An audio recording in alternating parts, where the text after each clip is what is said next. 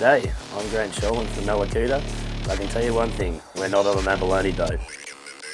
I'm pretty sure I'm sitting in a Bentley right now.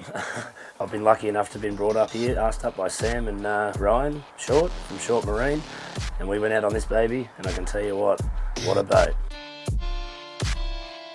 The dive door, I went to open it, I thought I was like opening up an airtight hatch on a submarine.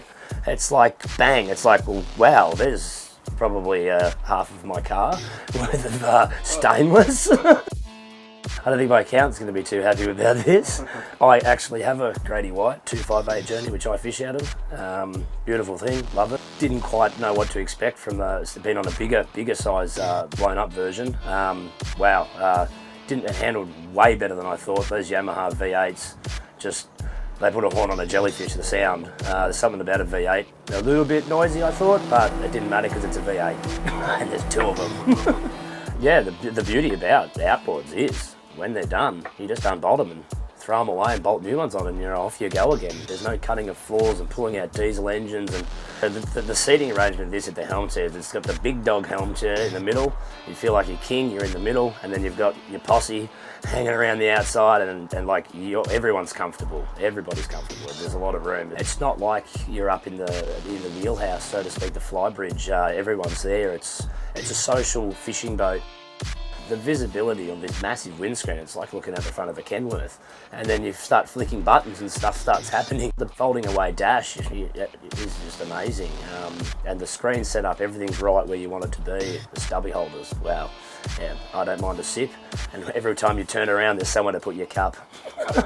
Or take someone else's. The first thing I came into the boat was, I noticed just the little bits and pieces. Everyone goes, why the boat's so expensive? It's like the quality of the latches. It's like they've got the best stuff that is made on this planet. I even noticed that they've gone to Fusion Audio and got custom colour matching, like off cream Grady-White. It's like, wow, yeah, it's special. So the ride on this thing, it's just like the colour of the Grady-Whites, like butter. We came out through the heads, we didn't really quite know what to expect. They fired them up and off we went. And I've crosswind in a nor'wester. I thought we're going to get saturated down the back here. Even though it had a built-in windscreen washer wiper, which is like, yeah, nice. Not a drop of water. I was amazed. If like in my boat, we would have been getting wet.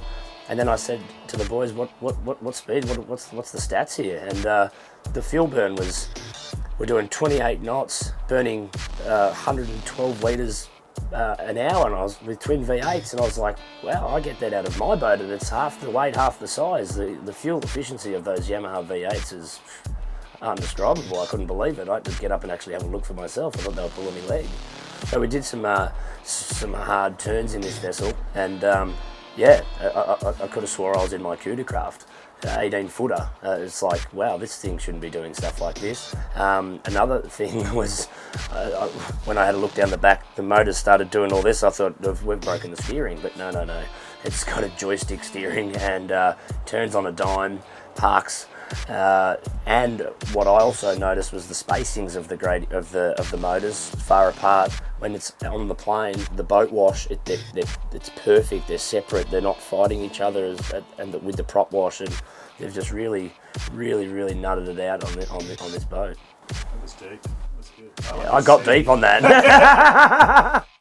It's got 1,200 litres of fuel, so we can go here to the Gold Coast at 28 knots.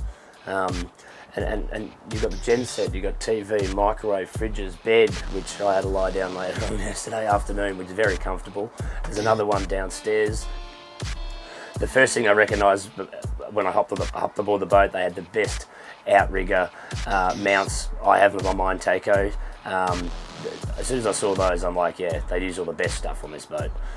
So bang, we whipped them out and ran the spread. The live bait tank, you could have jumped in and had an ice bath. The fish box at the back, once again, you could fit a person in there. And then I thought there was something else, boom, barbecue grill. Unfortunately, we didn't have any meat or bluefin to throw on there. So once again, Grady-White, they just, that little bit ahead, they just, the finesse, they always think of something. Putting the gaffs away the way they do, they just tuck away out of the way. You can get your feet under the gunnels when you're fighting the fish. The classic perfect height and padded around, all the way around. The fold down back seat for when you get a fish on and relaxing is not relaxing anymore and the action starts. You've got a dive door that water doesn't come in. Who would have thought? And they've got one at the rear too. Those bloody Americans, they don't know how to build boats, right? Would I have this for an abalone boat? No damn way. Because when I'd come up from the water, I wouldn't have a deckhand. I'd be down here playing cards, cooking something, watching the footy. It's the next step up from a trailer boat, and just that little bit step down from a massive game boat. But yeah, wow, I love it.